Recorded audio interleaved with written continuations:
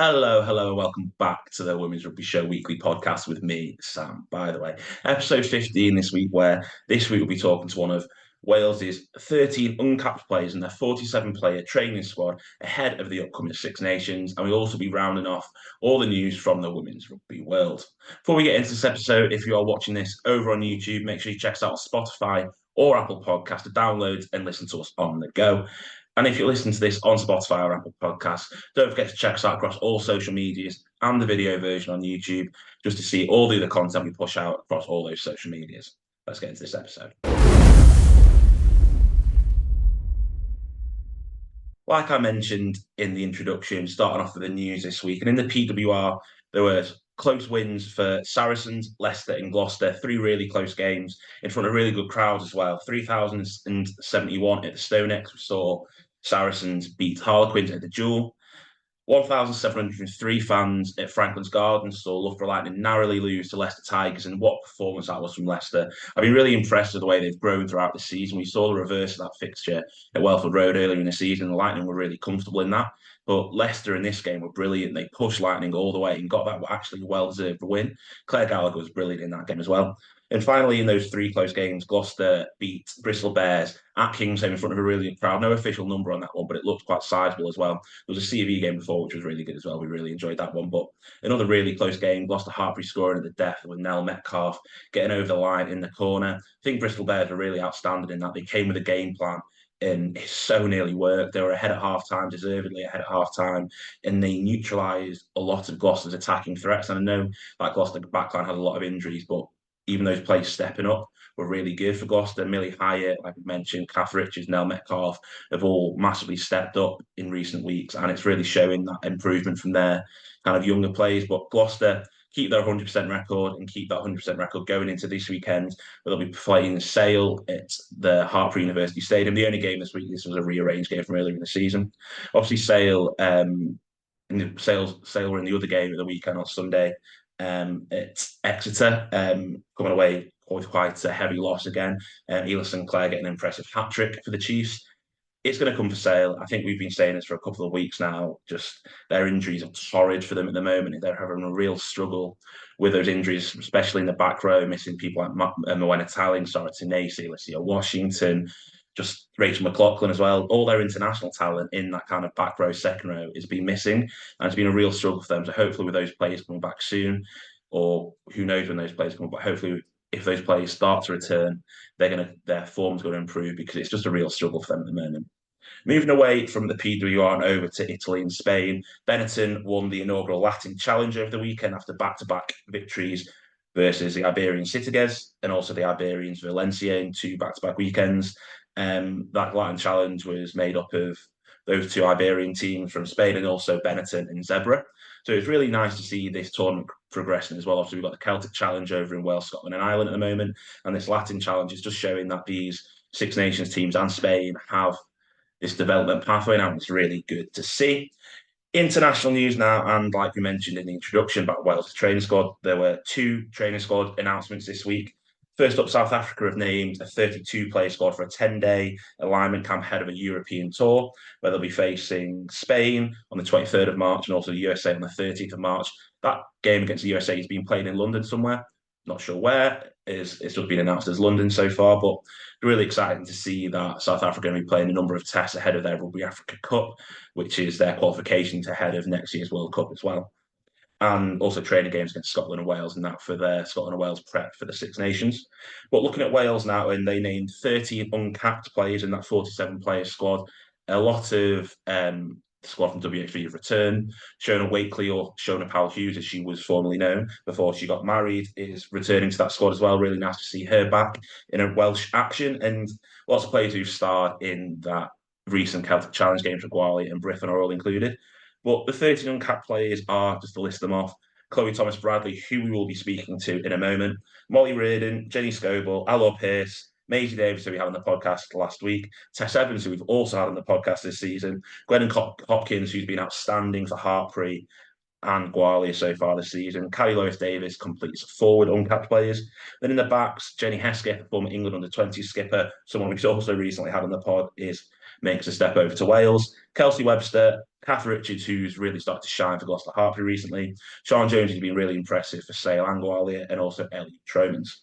I think it's a really balanced one. It's really great to see Yoan bringing these under 18s, under 20s players who've performed really well in the Celtic Challenge on for Wales under 20s and in their pathways coming through into the senior squad. You might not cap any of them. You might not cap all. You might not cap any of them at all. You might cap a few of them. I really hope he would cap a few of them because Glenn Hopkins, Kath Richards, and Sean Jones need to get in a Welsh shirt ASAP.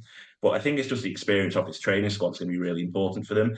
Just to have these players getting training time with their star quality first team internationals is going to be really important, not just for their development now, but for the future of Welsh rugby. Obviously, we've spoke about the Celtic Challenge recently and how important that as a pathway is. Having these players in a senior squad, training with the likes of Alex Callender for the back rows, training with Kira Bevans in the backs, and just having that experience alongside them is only going to help and only going to aid them heading forward, not maybe just for this Six Nations, maybe not even for next Six Nations, but for Six Nations and World Cups and tournaments in years to come. This is going to be a vital experience for them. Like I mentioned, we'll be speaking to one of those players, Chloe Thomas-Bradley, in a second. But first of all, just going to have a little bit of a roundup of what's happening in the Celtic Challenge this week. Like we mentioned just then, the Celtic Challenge is going to be continuing this week, and they've got 3 back-to-back playoff rounds now hosted in each of the countries. First of all, Scotland are hosting this weekend across 2 venues, unlike the other 2 further venues at the Kingspan in the Park Scarlets and Belfast in Llanelli. This is going to be split across Scotland in Glasgow and the Hive Stadium for Edinburgh. And Edinburgh obviously taking place at the Hive Stadium when they face the Wolfhounds in that kind of top tier of the playoffs, and also in the bottom tier, Glasgow will be hosting Brython Thunder in that. And we'll be talking to one of Brython's players in the Welsh squad. Chloe Thomas-Bradley is joining us on the Women's Rugby Show Weekly. So, Chloe, just first of all, thanks so much for chatting to us today. Just first of all, how are you and how have you been? Yeah, not too bad. Training really hard recently, so yeah, it's been really positive. So all good. Obviously, just first of all, also huge congratulations about the call up to the training squad. Just first, how's camp? Well, it's been a tough couple of days. It was a bit of a chill day yesterday, but today was really tough. It's nice to be in an environment with internationals, pro contract players. You know, it's quality to be in our environment. It's such a step up. So, in all fairness, it's gone really, really well. But still a shift to put in on Thursday, but overall really good. And just kind of to talk about the call, just how did you first find out and who told you, who gave you the call? So Johan gave me a message. He texted me last week. He said, "Can I give you a ring tomorrow? Be nice to have a chat." And I was like, "Oh my gosh, here we go now." So he rang me and he said that he really enjoyed how I was playing carrying wise, and he'd like to invite me into the camp. And there was me like a girl now. I was crying now. I was like, "Yeah, okay." But no, it's kind of something that I've strived to achieve. So to kind of get that opportunity to train is immense. Like. Who was the first person you told when you got called up? Oh, I called my mum straight away. My mum, she's been my number one supporter from day one. In all fairness to her, so I was like, "Mum, look what I've just done." So she was really pleased for me. Fair play to her. Yeah, just to go kind of back to the start of your rugby journey, how did you get into playing the sport? So when I was in school, I joined as a hobby. It was just kind of one of them things that I just fancied doing. Running at people with a ball sounded like a good idea to me at the time. But mainly it started off in college. So one of my main coaches that started me off there was Scott Matthews. He's still there now, and honestly, like he led me through strength to strength, and I can't thank him enough for everything he's done for me. In all fairness, like he's quality player, quality coach, and like I wouldn't want to learn off anyone better. So to kind of go from first year of college, like I'm in my 3rd year now, like where I've like come from to where I am now, like first year I couldn't catch a ball, and now I'm being called up into the international setup. So like it's immense what a coach can impact you on. So yeah. And obviously, you went from kind of college into Dragon Day teams. I presume that's kind of what the pathway went Yeah. from. Yeah, that was yeah. And you had quite a whirlwind 2023 with obviously you accelerating rugby. Obviously, Wales 18's debut against England at rugby school. Just how was that kind of experience playing at the home of rugby? Well, it was a quality experience. In all fairness, like the scoreline didn't really please us, but first time to sing national anthem, first time to kind of playing in historic place kind of, and to do it against England, it is such a massive experience, and especially going from where I was then to where I am now is huge. And what were your emotions like singing the anthem for the first time? I can't lie, I cried. As you can tell, I'm such an emotional person, but honestly, it brings me back to my gramps. Like he passed away when I was little, and he was rugby. So he was kind of one of my main reasons for getting into it to begin with. And honestly, he would have been so proud, and to know that it was such a special moment. So Yeah.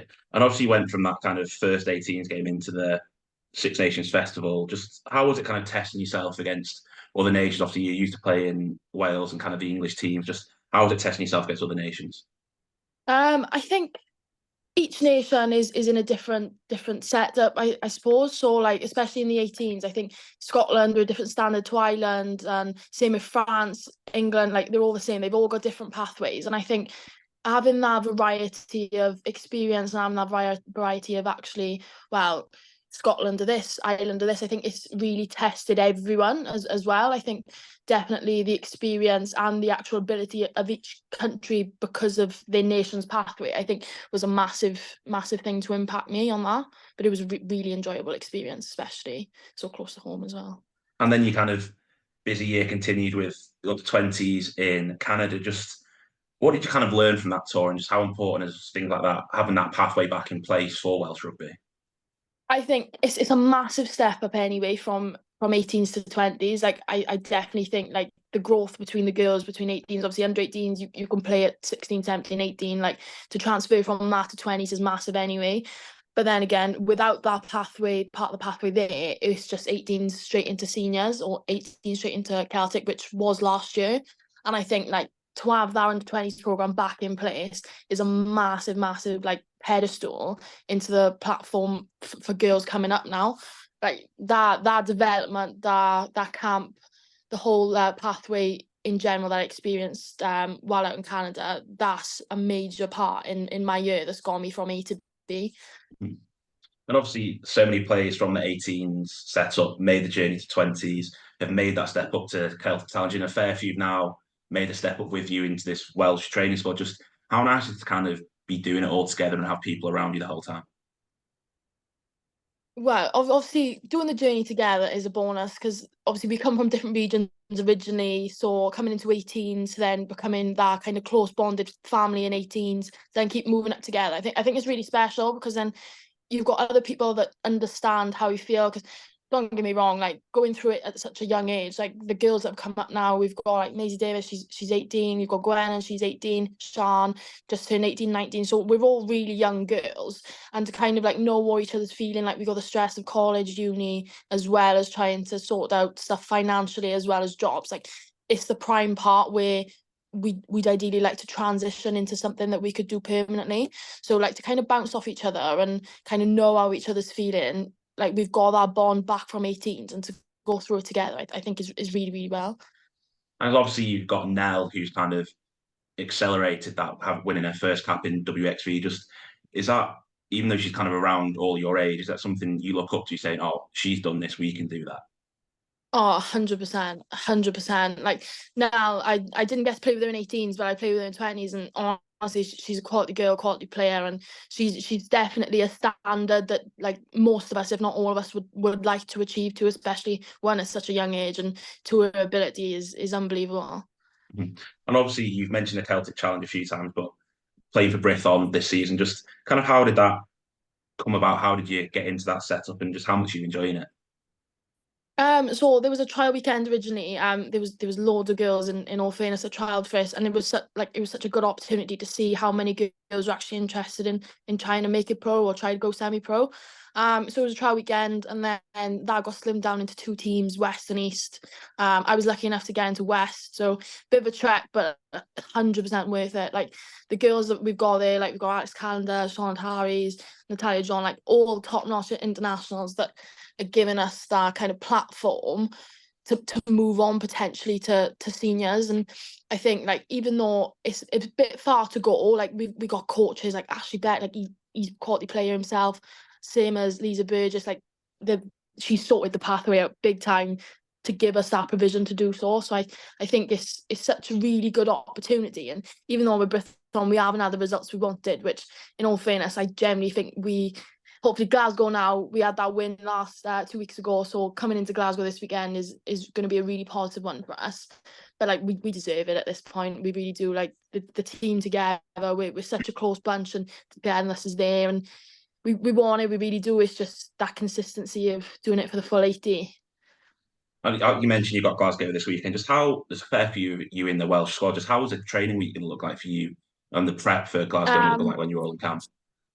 Well, so we're in Welsh camp Monday, Tuesday, and Thursday. So we'll have a bit of a minor session, I believe, on Thursday with Welsh camp, and then head straight to Brithon training, and then on the Thursday ready for prep for Friday. So it's a heavy week, but 100% like the girls are in camp now, and the girls obviously training in Celtic. They're all putting a shift in, and hopefully we can get our win. I'm sure we can. I spoke to Maisie about this last week when I spoke to her about the kind of the importance of the Celtic Challenge and that being a genuine pathway for Welsh girls heading through wanting to go, say, to the PWR or step up into Welsh camp. Just how important do you think that is going to be for the development of Welsh rugby? Well, like when I started playing rugby, I started playing when I was 15, and there was no pathway at all. So like the girls that are 15, 16 now, they have got that solid pathway to be able to come up through. So the first lot of 18s, like the start of the year, the Celtic Challenge had only just come around as a pilot. So to be able to have a year on 2 teams in each country, and if to be so successful, I think is a massive, massive stepping stone again. And it can only go up with you, especially with Welsh rugby.